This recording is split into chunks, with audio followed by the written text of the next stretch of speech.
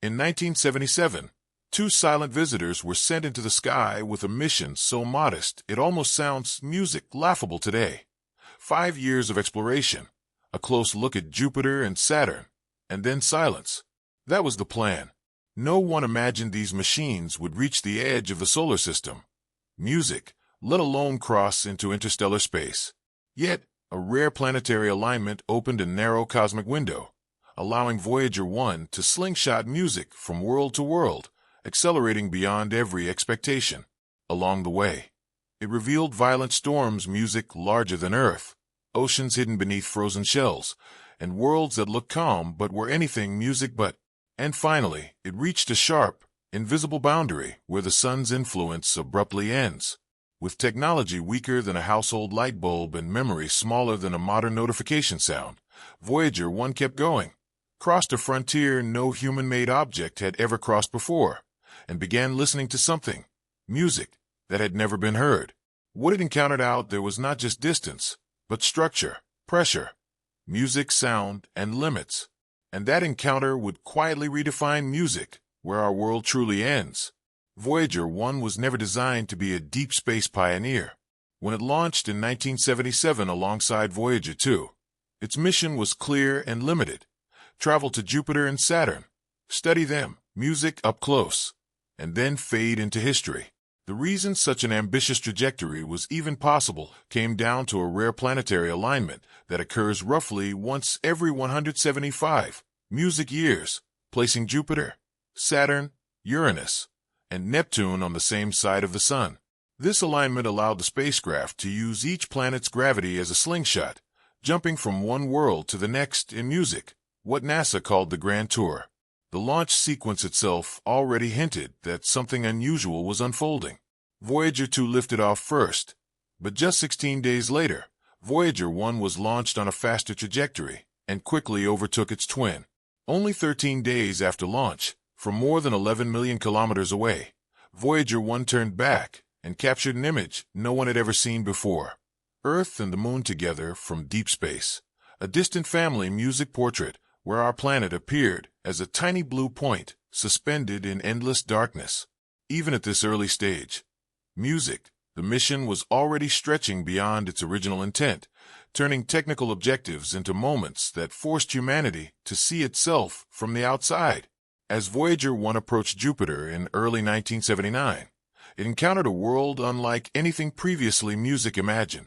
A giant planet wrapped in violent storms, intense radiation belts, and a complex system of moons that resembled a miniature solar system, music of its own. Flying past Jupiter and later Saturn, Voyager 1 delivered discoveries that reshaped planetary science, revealing thin rings, previously unknown moons, and extreme environments that no music telescope from Earth could fully predict. The most critical decision came at Saturn, where close flyby of Titan was chosen, allowing scientists to analyze the thick atmosphere of this mysterious moon. That music choice came at a cost.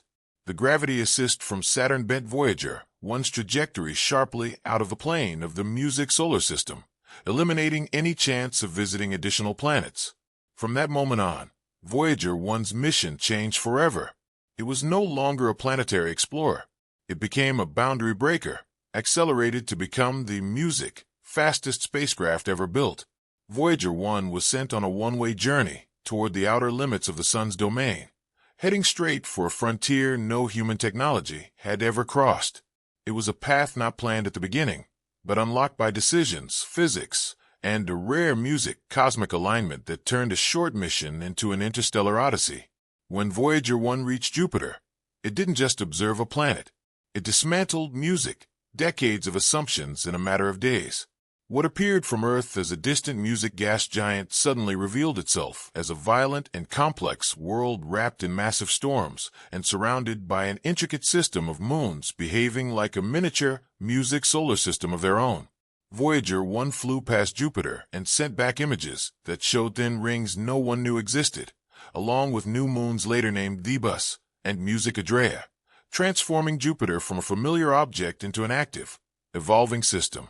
The great music red spot, long visible through telescopes, was finally seen up close and confirmed to be a colossal storm rotating counterclockwise, larger than music Earth itself, a centuries-old atmospheric monster raging across the planet's music surface.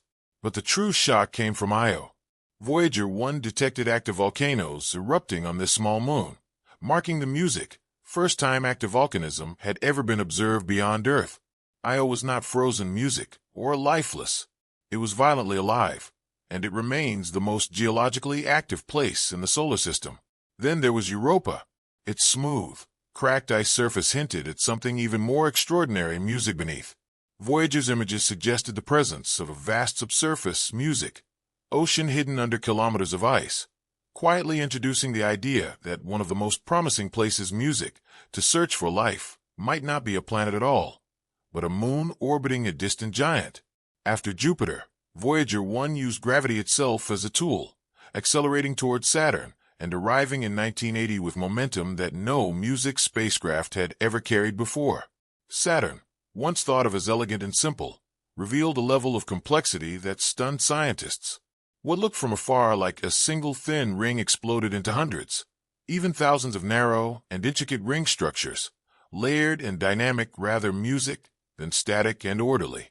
Voyager 1 also discovered 4 new moons, including Music Mimes, whose massive Herschel crater made it resemble a misplaced Death Star drifting through space. But the most critical encounter was with Titan, Saturn's largest moon, and the only one in the solar system, Music, with a thick atmosphere. Voyager 1 could not see Titan's surface because its atmosphere was nearly opaque to Music visible light.